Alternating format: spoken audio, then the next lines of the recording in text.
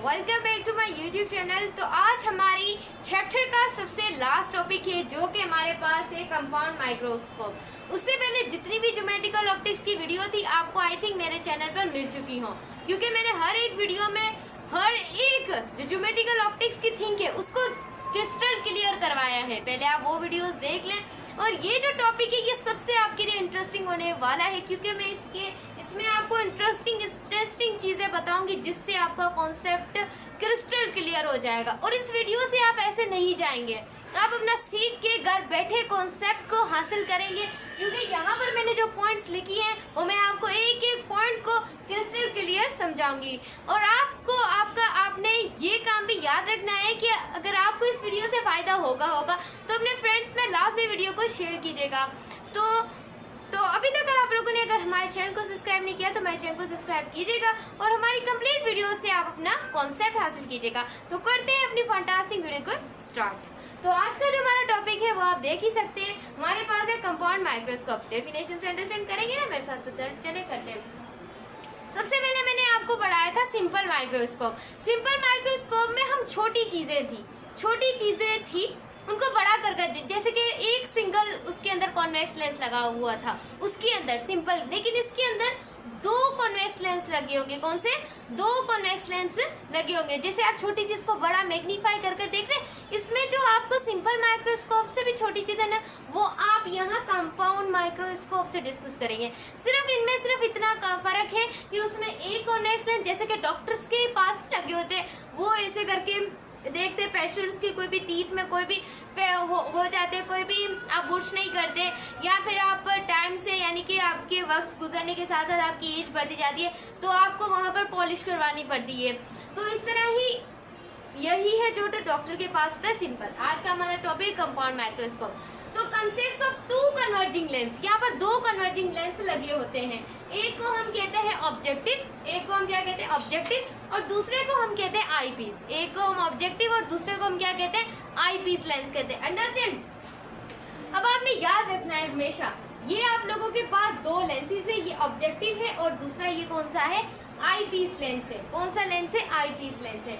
जैसे कि मैंने आपको डेफिनेशन से अंडरस्टैंड करवाया था कि पोजीशन ऑफ ऑब्जेक्ट, हम ऑब्जेक्ट को किस पोजीशन पर रखें। हमेशा याद रखिएगा आपका जो ऑब्जेक्टिव होगा वो थिकर होगा, वो मोटा होगा। क्या होगा? मोटा होगा। और ये आप लोगों के पास पतला होगा, क्योंकि इसमें जो है ना इसमें जो आपकी मेन चीजें है वो आता है डायमीटर। मेन चीज क्या आती है? आपका आता है डायमीटर। इसको आपने क्या करना है? अंडरस्टैंड करना है डायमीटर को।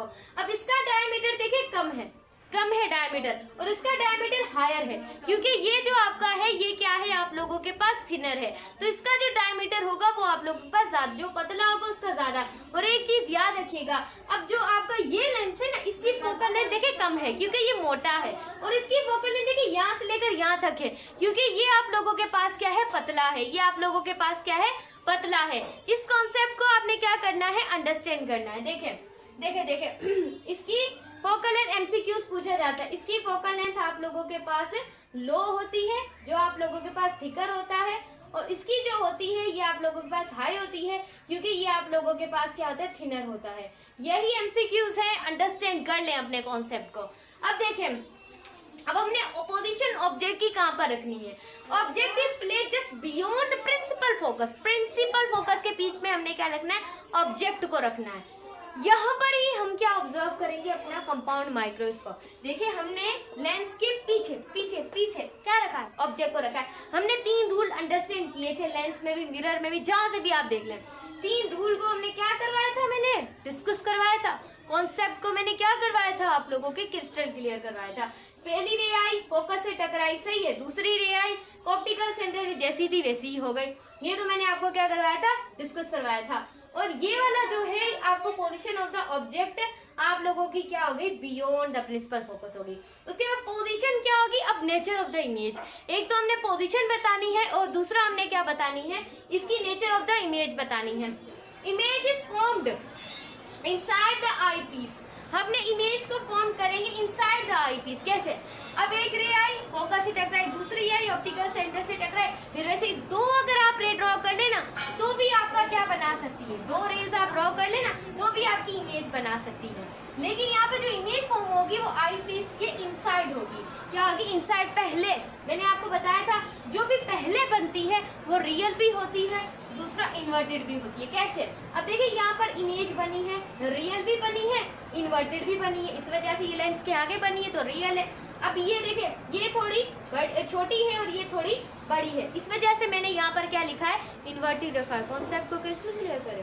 उसके बाद ये लार्जर देन ऑब्जेक्ट, ऑब्जेक्ट से बड़ी बनी है, लार्जर देन ऑब्जेक्ट, ऑब्जेक्ट से बड़ी बनी है।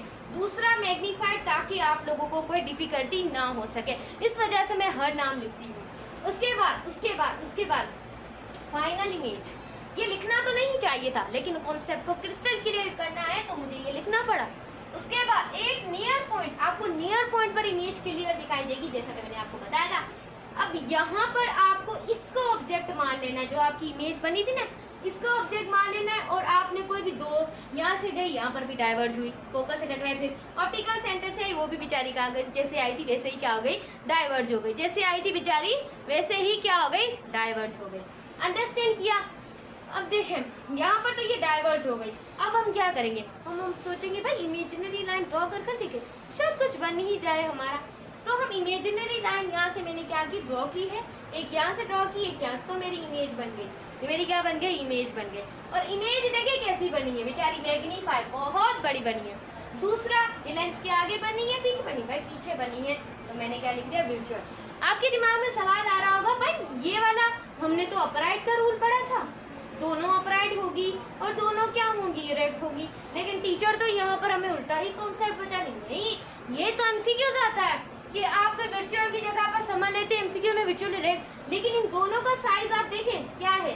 नीचे है, इसका साइज भी नीचे है, तो आप इसको इन्वर्टेड भी कह सकते हैं। अंडरस्टैंड करें। दूसरा, मैग्निफिकेशन का बीटा बराबर होता है अल्फा के, या क्यूडेश, या आप यहाँ पर कुछ भी लिख सकते हैं। ये जो आप लोगों के पास होती है ना, यहाँ पे इसे बीटा और अल्फा भी पढ़ सकते हैं, यहाँ पे से जो भी पढ़ सकते हैं, क्यूडेश भी पढ़ सकते हैं, क्यू भी पढ़ सकते हैं, जो भी पढ़ सकते हैं। पर आपके लिए ज्यादातर बीटा और अल्फा, जब इन दोनों का रेशियो आप निकालते हैं तो आप लोगों के पास मैग्निफिकेशन होती है। मैंने पहले भी पढ़ा दिया है आपको। अब देखें, इसी को अगर हम उल्टा उल्टा उल्टा उल्टा करते ना, तो हमारे पास ये दो रूल निकल के आ जाएंगे। यहाँ से इसका उल्टा कर दूं तो ये ऐसा बनेगा, इसका इमेजिनरी तौर पर उल्टा कर दूं तो मेरे पास ये निकल जाएगा। अंडरस्टैंड हुआ? अब ये देखें, अगर मेरी आंख किसी भी इंस्ट्रूमेंट की जरूरत होती है, देखने के लिए किसी इंस्ट्रूमेंट का इस्तेमाल करती है, तो आप लोगों के पास कुछ इस तरह की कंडीशन बनेगी। अगर किसी इंस्ट्रूमेंट का यूज नहीं करती तो मेरे पास अल्फा की कंडीशन बनेगी। अगर मेरी यहाँ किसी इंस्ट्रूमेंट का यूज करती है तो मेरे पास क्या बनेगी? तो मेरे पास यहाँ पर बीटा बनेगी। क्या बनेगी? बीटा बनेगी। या फिर आप क्यू डैश भी लिख सकते हैं, एज यू विश।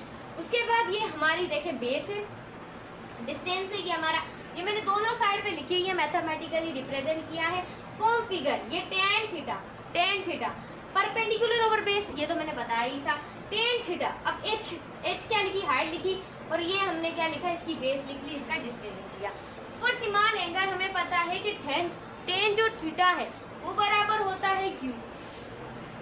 जो भी पढ़ लें, इसको मैं चाहे अल्फा पढ़ लेती हूँ। अंडरस्टैंड? उसके बाद ये बराबर होता है, या फिर आप अल्फा बराबर भी लिख सकते हैं, या ये भी लिख सकते हैं। मैं ये बोलती हूँ कि आप किसी भी चीज में कंफ्यूज ना हो। उसके बाद ये बराबर होता है हमारी एच के, और डी के बराबर होता है। हमने इसको इसके बराबर रख दिया पहली इक्वेशन में। दूसरी में टेंशन मत लें, कॉन्सेप्ट बहुत आपने समझना है। उसके बाद फॉर्म फिगर, अब टेन थीटा हमें पता है परपेंडिकुलर और बेस।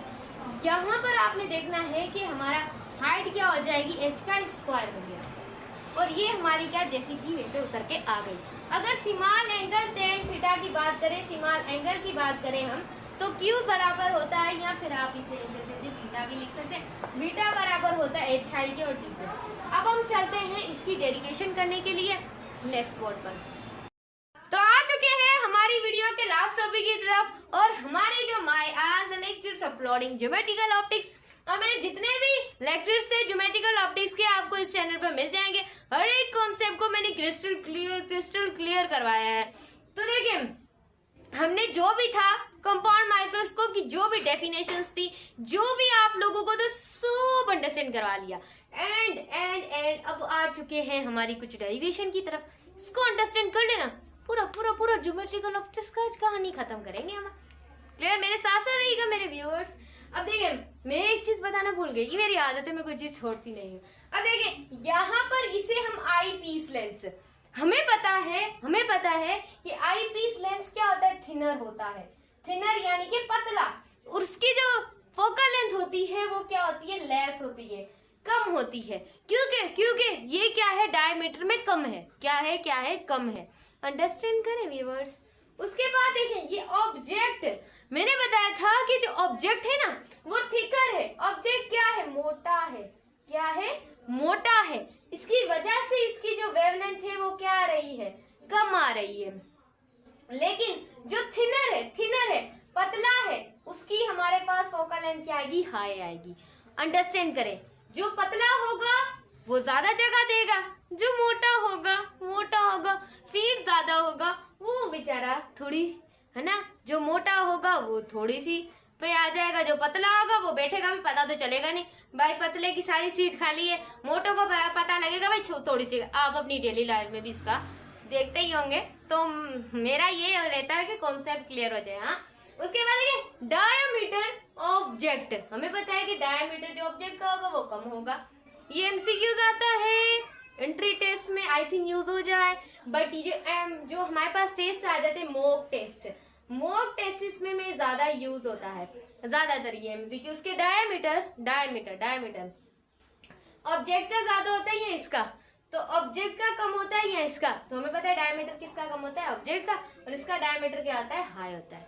ये पॉइंट है ना, आपको बिलियंस परफॉर्मेंस करवा देगी। उसके बाद नाउ इक्वेशन, जो हमने अभी इक्वेशन बनाई थी, मेरे बोला कुछ रह ना जाए, इस वजह से मैंने ये भी डिस्कस करवा दिया। अब देखिए, हमने मैग्नीफिकेशन निकाली थी, किसकी निकाली थी, सबसे पहले हमने निकाली थी क्यू डैश की, जिसे हम बीटा से शो करते थे, जो मैंने, इसको हम क्या करते थे, अल्फा से शो करते थे। किससे शो करते थे, अल्फा से शो करते थे। तो हमने ये दो डायग्राम से हमने ये दो इक्वेशन फाइंड की थी। हमें पता है कि जो मैग्नीफिकेशन है, डी और टी यहाँ से क्या आ जाएगा, खत्म। सेम डिजिट होते हैं, मैथ में पढ़ा होगा कि वो कट जाते हैं। फिजिक्स आदि तो मैथ ही है आप लोगों की, मैथ। उसके बाद देखिए, मैग्नीफिकेशन H2 और H आ गया। अब मैथ का रूल याद रखें, मल्टीप्लाइंग एंड डिवाइडिंग, सॉरी यहाँ पे डिवाइडिंग होगा, डिवाइडिंग करना है आप लोगों ने HI। What is HI? That is known as eyepiece lens. इसको आप डिवाइड और मल्टीप्लाई करवा दे। नोट, इसे मत छोड़िएगा, इसको पकड़ लीजिएगा, ये बहुत कॉन्सेप्ट है। इसलिए कि मैग्नीफिकेशन का रेशियो निकाल लिया, ये आईपीस और ये हमारा क्या आ गया, क्या जल्दी बताएं, ऑब्जेक्ट आ गया। साइज ऑफ ऑब्जेक्ट, ये साइज ऑफ इमेज, ये size of object. Next HI size of image, H हमारे पास क्या आ गया, size of object. Crystal clear, I hope you are crystal clear this concept. उसके बाद यहाँ पर ही रहिएगा। अब हम इसका रेशियो निकाल लेते हैं।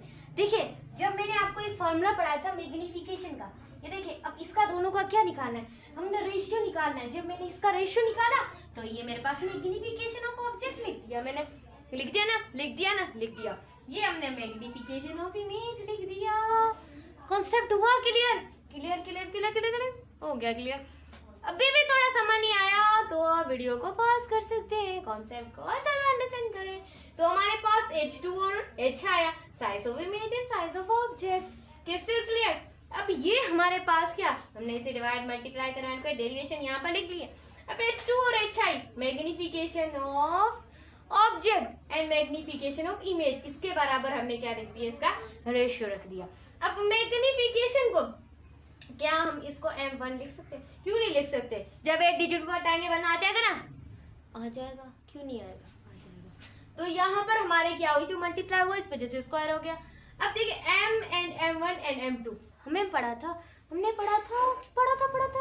कि हम इस तरह इमेज को लिखते थे, इस तरह हम ऑब्जेक्ट को लिखते थे, इस वजह से हमने यहाँ पर ऐसे लिख दिया।